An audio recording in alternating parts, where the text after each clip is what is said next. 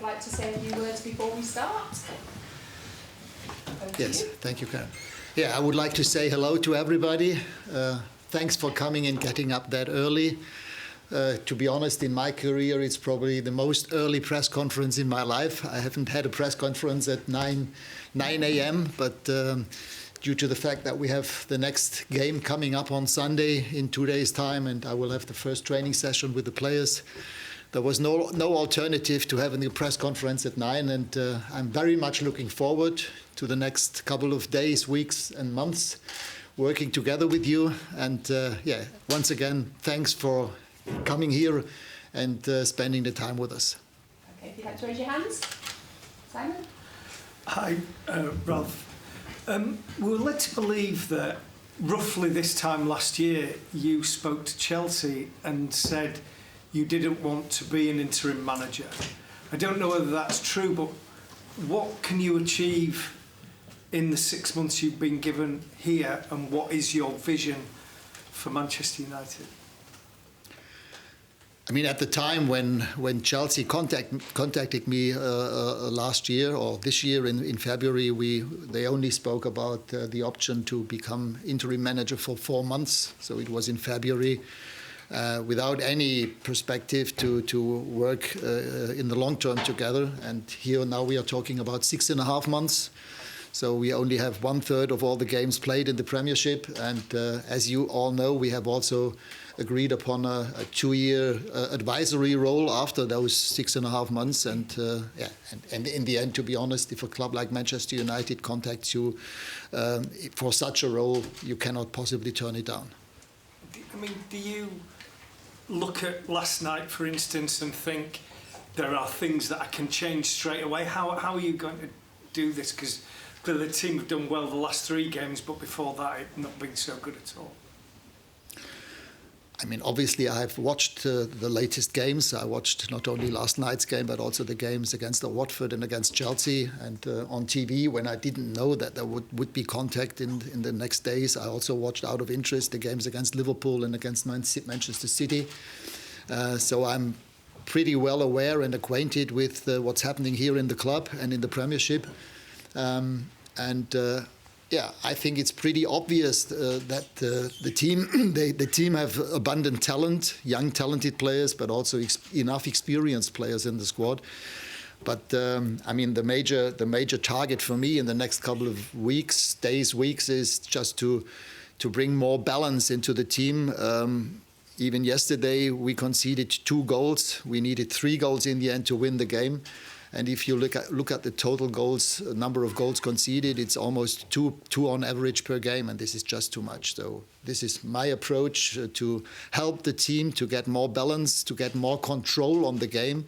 And yesterday's game, I mean, it was exciting for the fans, but even for myself as the future coach, those are not the kind of games that you need every day, because in football, for me, it's to minimize the coincidence factor and to have control and gain control on the game. And this is in football what it's about. And this is my approach. I will try to help these outstanding, talented players to try and get and keep the way away from their own goal. Jamie Jackson. Hi Ralf. Hi. I'm Jamie Jackson from The Guardian. Nice to meet you. Just to ask you, how easy is this going to be for you to turn around Manchester United with that, consistent, good performance? And I'm guessing the aim is top 4 minimum, I guess, for you to finish. I mean, the aim in the first instance is to win the next game, but the next game is on Sunday, so I have maybe 1 training session. Of course, I also have the training session today, but I can only introduce myself to the players this afternoon. The training will start at 3 o'clock. The players who have played last night, they cannot train today, so literally it's 1 training session. So there are not that many things that you can change on the training pitch, but it's, of course, about getting to know the players, speaking to them, letting them know what the approach will be. It will not be easy in the middle of the season. I'm fully aware, and I have enough experience to know that you cannot change everything within 1-2 days, or not even in 1-2 weeks. Other German coaches who have come to the Premiership have made the same experience. But it's about winning games, and in the end, I'm very ambitious, like the whole club, like everybody in the club, like all the players, and we want, in the end, to make the most successful season out of it that is possible. Right now, we have to be realistic. The distance between us and the top 3 is big. But on the other hand, we will see. It's about developing the performance and, as I said, help the team to get a feeling of how can we control the game. You did really well with Hoffenheim, among other clubs. Is this the toughest challenge of your sort of very long career? I mean, it's obviously the biggest club, but it's one of the biggest clubs, if not the biggest club in the world. So, of course, it's a massive challenge, and I'm more than excited to work with those kind of players that we have here. Yes, it's a big challenge, but as I said, I have also worked with other top star players at Schalke. It was a similar situation. As I said, I'm more than happy to work with this group of players. David? Hi, Ralf. If you are successful in the next 6 months, there will inevitably be a clamour for you to continue as manager. Is that a possibility, or is it set in stone that you will stop after 6 months and then go into the consultancy role?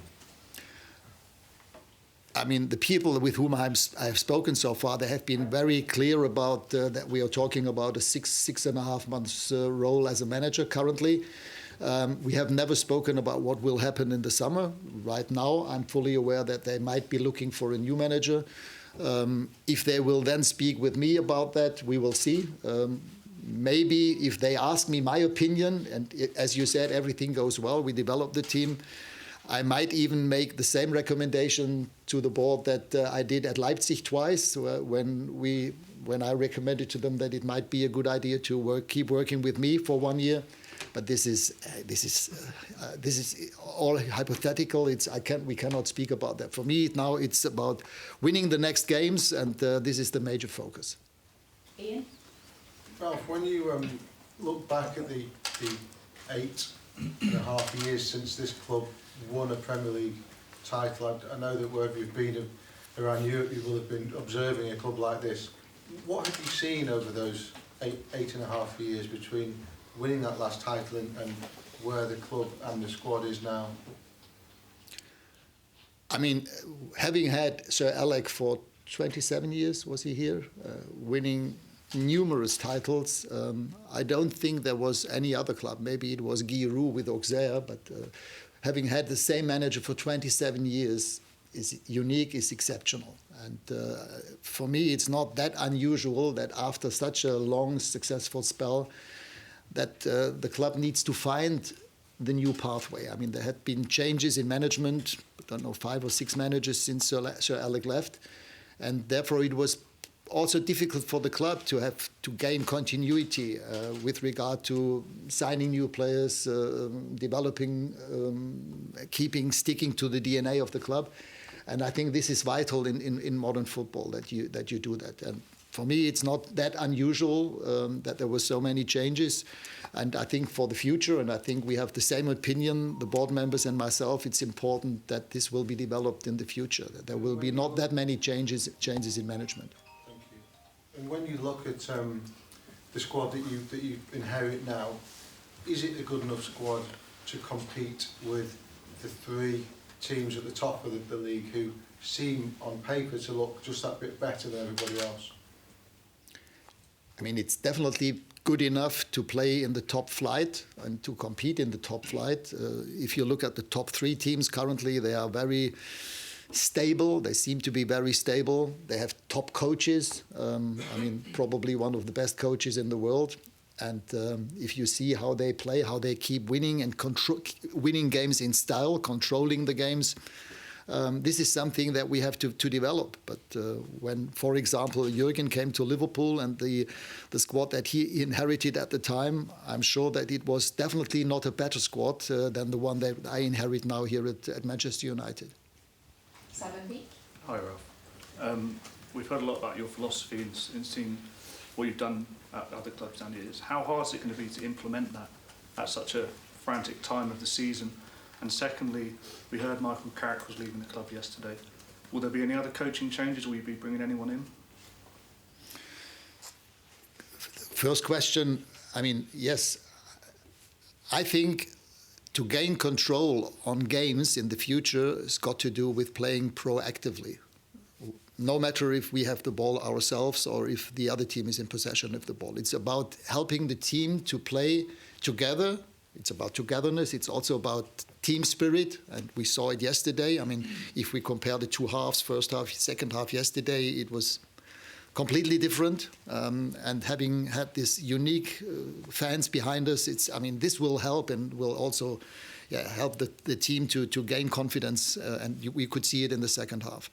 So, as I said, this is obviously it's not easy, and I cannot do that within 1 or 2 training sessions, not even in 1 or 2 weeks. So it's not about playing pressing or counter-pressing for the pressing kind of sake. But it's about control. This is the major target.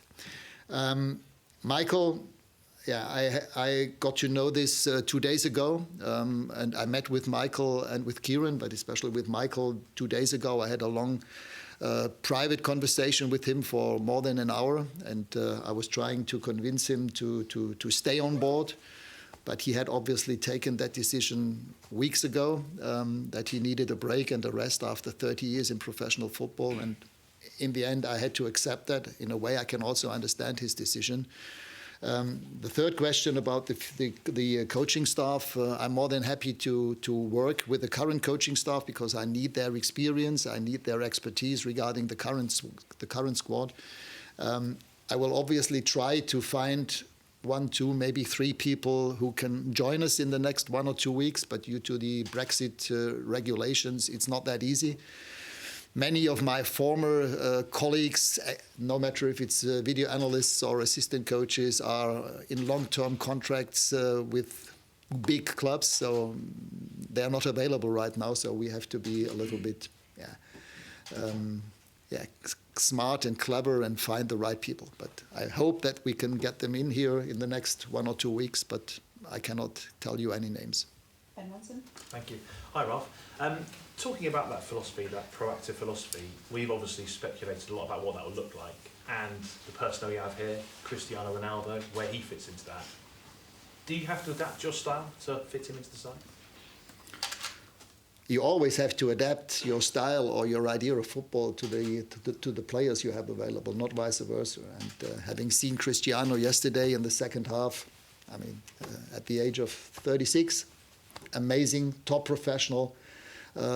At his age, I've never seen a player who is still that physically fit, and he's still a player who can easily make the difference. Yes, and it's about how can we develop the whole team. It's not only about Cristiano.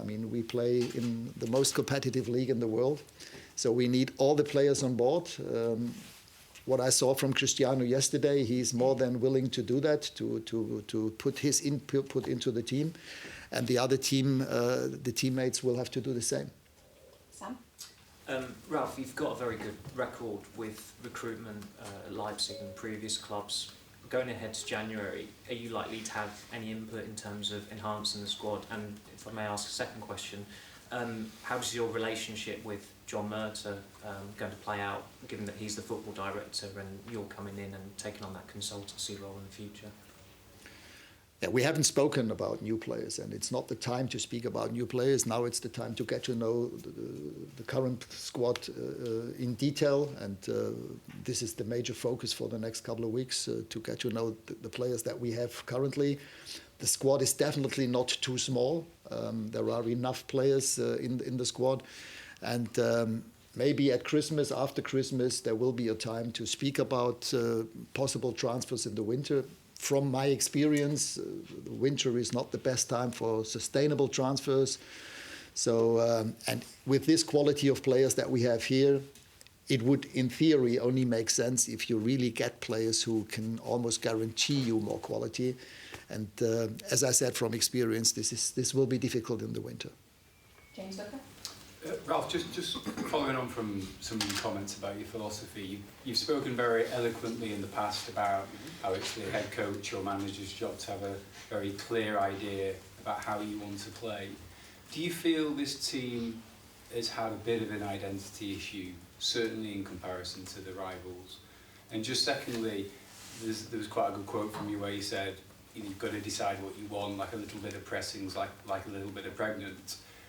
But given the fact, as Simon said, you're going to have next to no time on the training ground, and if you're suddenly demanding players of pressing high energy, there might be a great risk of injury. Do you think you're going to have to compromise a little bit over the next 6 months? It can only go game by game, step by step. That's clear. I mean, whenever I came to other clubs in the middle of the season, which was the case, for example, in Stuttgart or in Schalke twice, you have to just make sure that you have the biggest chance to win the next game. This is what it's all about. And then step by step, let the players participate. They have to go together with me. They have to follow not only my instructions, but they have to buy into the idea that I can offer them how we should want to play in the future. So this is what it's all about. And as I said, it has to happen step by step. It cannot be done within 1-2 days like this. It will not work like that. And on the team's past identity, do you feel that there needs to be greater clarity over what the team is supposed to be and the way it wants to play football, if you compare that to, say, what a Man City or a Liverpool are? Yes, but you are fully aware that Pep is there now for 3 years at Man City, Jürgen for 5 years, Jürgen for 3-4 years.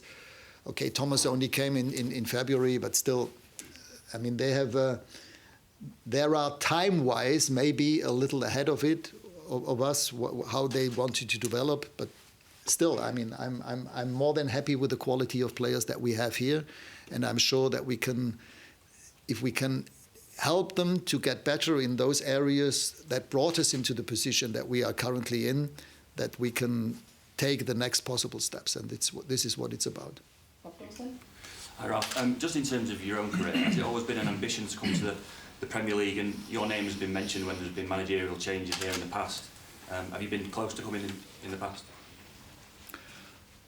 I mean, as you all know, I studied when I was a young student. I studied English at university to become an English teacher, English and PE back in the late 70s, early 80s. At the time, I also lived in Brighton, lived in a host family, and since then, I fell in love with English football. When in the 80s, early 80s, I took the fast train from Brighton to Victoria Station, and I watched every 3 days a home game in the old Highbury, in the old White Hart Lane, or even in Liverpool. I went to Goodison. I was not here at the time because that was too far away from Brighton. But since then, I have always very much cherished the way that teams are being supported. And I mean, even yesterday, I think this is absolutely unique. You will find very, very few football clubs in the world with that much of support. This is, for me, football in the purest sense, as it was in those times. And as I said, for me, it's more than exciting to now be part of that atmosphere. And as I said, this should help any team, and especially our players, to get on track and play at the highest on their highest possible level. Eren? Hello, Ralf. I wonder how frustrating was it last night, sat in the director's box, unable to sort of affect the play, and just how much are you looking forward to being on that touchline in just a couple of days' time for your first game? As I said, I'm very much looking forward to it. And yesterday in the box, it was like I felt with Michael and with Darren and with Kieran, because of course it was until the final whistle. It could have been 4-2, it could have been 3-3. I mean, this is the exciting thing about football. But as I said, as a coach, you don't want football games to develop that way, that anything can happen at any time, at any stage of the game. And I felt very much with my current colleagues, and in the end, I was more than happy that we got the result that we all wanted. Pat? Thank you. Hi, Ralf. Thank you for your time. So one of the hottest prospects in football right now is Erling Haaland, a player you know well.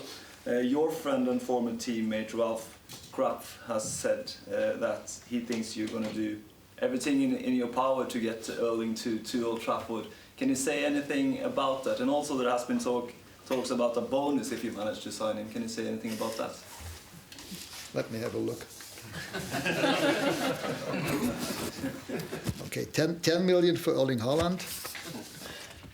10 million for Kylian Mbappé, 10 million for Robert Lewandowski, and 10 million for Joshua Kimmich.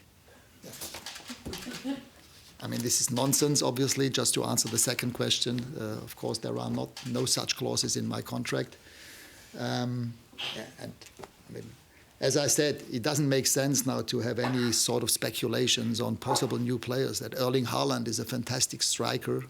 I know best myself because I was together with the people at Salzburg at the time with my friend Christoph Freund and the people there. I was also a little bit involved in the move from Molde to Salzburg. And therefore I know what kind of player he is. But in the meantime, the whole world has realized how good the player is. 2 years ago, it was only very few people who had probably believed in this kind of development. But as I said, it doesn't make sense. I'm more than happy. I think the offensive strike power we have here, all the offensive players that we have here, and quite a few of them have not even played yesterday. Martial only came on in the last 5 minutes. Mason didn't play at all. So we have so many top players in the offensive department that we don't need to speak about any other players. Hi Ralf, you've got a contract for 2.5 years in total. When it comes to the summer of 2024, where do you hope that United will be in terms of their progress on the pitch and off it? Well, in the ideal world, we will be in the top flight regularly, not only in the top 4, but also playing for titles. This is also something that is in the DNA of the club. It's about winning titles, winning the league, winning cup, being as successful as you can be in the Champions League. And this is also an issue for the new year, that we are still in the Champions League, and depending the draw, hopefully can get further in that competition. And in 2.5 years, I think the DNA of the team, of the club, is clear. You have to be as successful as you can be. And in terms of that consultancy role going forward, what will you be doing in that role? Will you have quite a lot of control about how the academies run, for example? We haven't spoken about that in detail, to be honest, in all the conversations that we had with John, also with Ed, but especially with John. I also had a long telephone call with Joel Glazer for more than half an hour. I also spoke, by the way, with Ole last Sunday before the game against Chelsea for almost 2 hours. He was very generous to spend, as I said, 1.5 hours on the phone with me, telling me all his inside details about the team. But as I said, with all those people, we haven't spoken about what will happen in the next 2 years, from next summer until summer 2024. We only spoke about the current situation and how we can find a way to work together. Laurie? Hi, Ralf.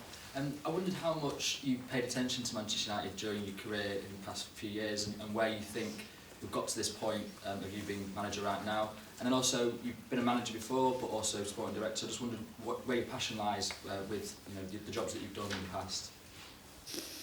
Yes, of course, I have always followed the development of the club. We played here 10 years ago with Schalke in the semi-final, but at the time it was even a big surprise that we qualified for the Champions League semi-finals against Inter in the weeks before that.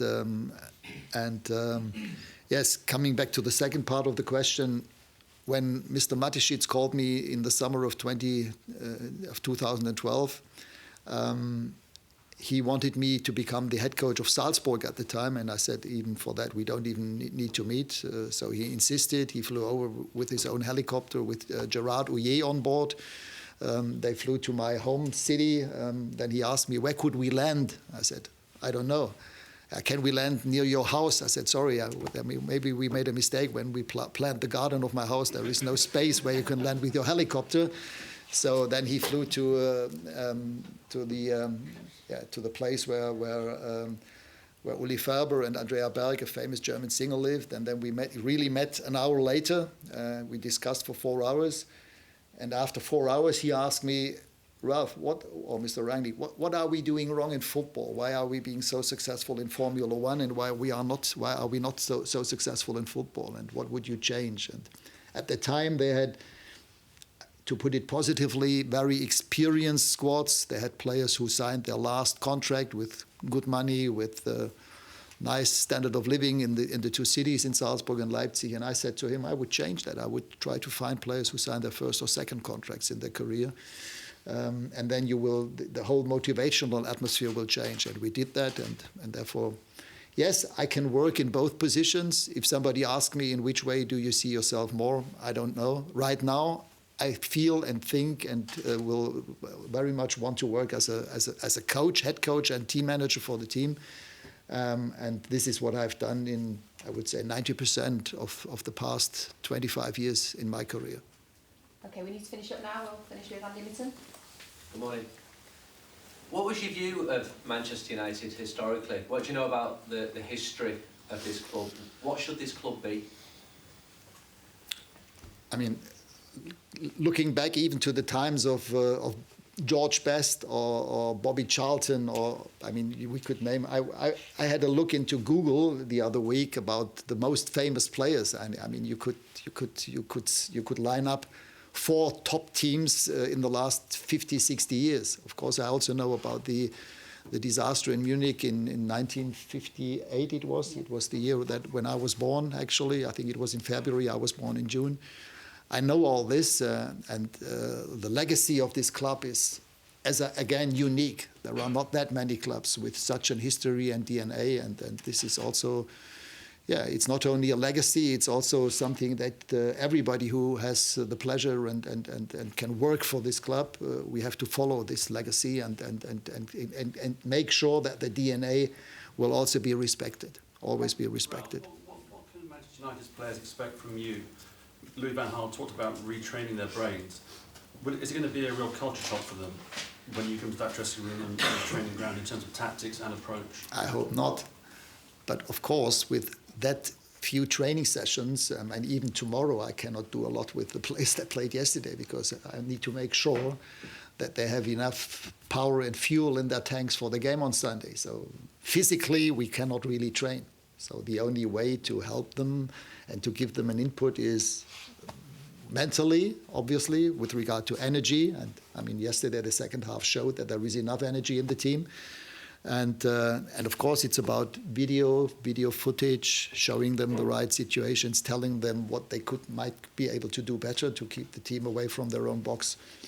Those are the kind of things. Of course, it's train the brain. I mean, modern football in the last 10 years, since football has completely changed into a more physical, more athletic, more vertical, more high-speed ball game. I mean, if you watch games in the early 2000s and compare it with now, you wouldn't believe it's the same ball game. It has completely changed, and in order to develop teams, you need not only to train the bodies but also the brains. Oh, could I just check one thing factually? Sorry.